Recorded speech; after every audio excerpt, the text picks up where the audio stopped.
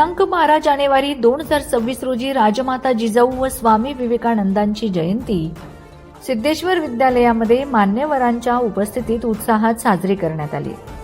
एक आदर्श माता, धैर्यवान पत्नी, एक प्रेरणादायी शिक्षिका ज्यांनी रामायण, महाभारत, धर्मनीती, शौर्य, स्वराज्याची बीज रोवलीत, अशा राजमाता जिजाऊ आईसाहेब व दुसरे युवकांचे प्रेरणास्थान असलेल्या स्वामी विवेकानंदजी ज्यांनी आत्मबळ, प्रखर हिंदुत्ववादी राष्ट्र निर्मितीचे विचार जगाला दिले होते, असे स्वामी विवेकानंदजी यांची आज जयंती। महान विभूती स्वामी विवेकानंद यांच्या जयंतीनिमित्त विद्यालयामध्ये डॉक्टर जी.डी. पवार, विविध कार्यकारी सोसायटीचे चेअरमन दीपक पंडित पवार यांच्या सौजन्याने देवळा तालुक्यातील तरुण व्याख्याते, हरिभक्त परायण प्राध्यापक भगवान शिंदे महाराज यांचे विद्यार्थ्यांसाठी करिअर व आध्यात्मिक विकास या विषयावर व्याख्यान आयोजित करण्यात आले होते।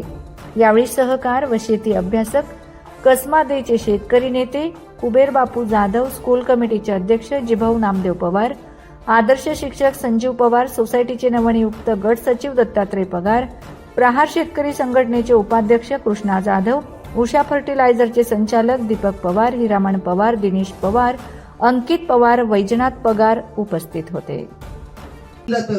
पण विद्यार्थी मित्रांनो, या पुरुषाकडे पहा।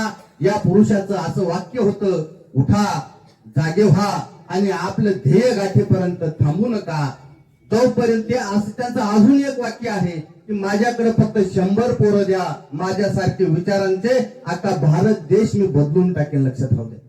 म्हणजे विचार करा, 100 पोरं जर एकत्र आले तर भारत देश सुद्धा बदलून टाकण्याची हिंमत या महापुरुषाच्या हातात होती। आणि बघा काय कसा बदलत गेला। या भारतामध्ये दोन म्हणजे जगाचं तत्वज्ञान सांगणारे विद्यापीठ होती त्या काळामध्ये। ज्या वेळेला जग सर हे म्हणजे नावगर हिंडत होतं, माझं प्रामाणिक मत आहे, त्यावेळेस भारतामध्ये काय होतं, विद्यापीठ होती। नालंदा, तक्षशिला अशी या भारतात विद्यापीठ होती।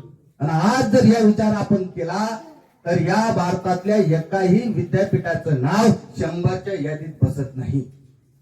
काय शोकांतिका। मध्यंतरी काल परवाचा मी एक जिहार वाचला होता। आता शिक्षकांनी म्हणे कुत्रे सांभाळा, कुत्रे मोजा, कुत्रे मोजा, कोण मोजायचे? शिक्षकांना। आजही अवस्था अशी वाईट चाललेली आहे की शिक्षकाकडे 30-35 रजिस्टर आहेत, नोंदा, पोषण आहार नोंदा, अमक नोंदा, तमक नोंदा, निवडणुकीला जा, जनगणना करा। म्हणजे मुलं लोकांनी जन्माला घालायचे, शिक्षकांनी मोजायचे, बरोबर आहे की नाही? या ज्या व्यवस्था पाहिल्या, मला सांगा त्या काळात कुठेतरी नालंदा नावाची होती, एक विद्यापीठ होतं, तक्षशिला नावाचं विद्यापीठ होतं का?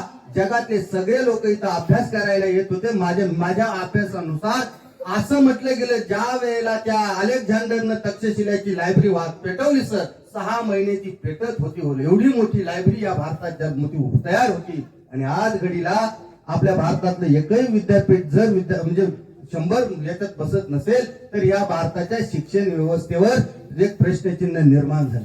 तरी सरकार विचार करत नाही। तो विषय जरी माझा नसला, मला सांगण्याचं तात्पर्य एवढंच होतं की स्वामी विवेकानंदांना लाभलेले जे शिक्षक होते त्या शिक्षकांनी असे पोरं घडवले कारण त्यांना स्वतंत्र व्यवस्था निर्माण करून दिली होती। राजमाता जिजाऊ महासाहेबांचं तर काय सांगायचं तुम्हाला। 14 वर्षाचं पोरग जन्माला म्हणजे 14 वर्षाचे शुभा असताना त्यांना सांगितलं, शुभा तू याच्यासाठी जन्माला आला नाही, जरी राजवाड्यात जन्माला आला पण तुझ्या हातून काय घडलं पाहिजे, या स्वराज्याचं रक्षण घडलं पाहिजे।